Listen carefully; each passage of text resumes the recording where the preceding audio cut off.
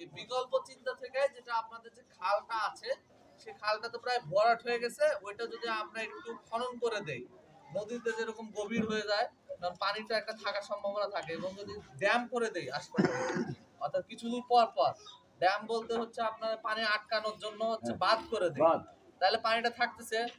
আর আমার যে ডিপের পানি যে নাও থাকে তাহলে আমি ওই খালের পানিটা আবাদ করতে পারতেছি, তাই না?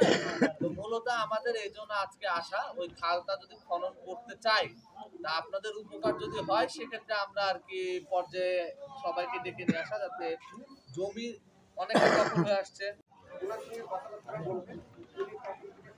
তারপরে যেদিন হবে সেদিন আপনাদেরকে আমি ইনশাল্লাহ জানাই দেব। আপনার কথা বলতে হয় না, এই খাল যেটা কাটে সেটা কিন্তু যে পানি ব্যবস্থাপনা নিয়ে নেই। আমি এখানে একটু কনফিউশনটা দূর করে দেই। খালের পানি চলে যাচ্ছে, তাই না? আমাদের হচ্ছে প্রজেক্ট থেকে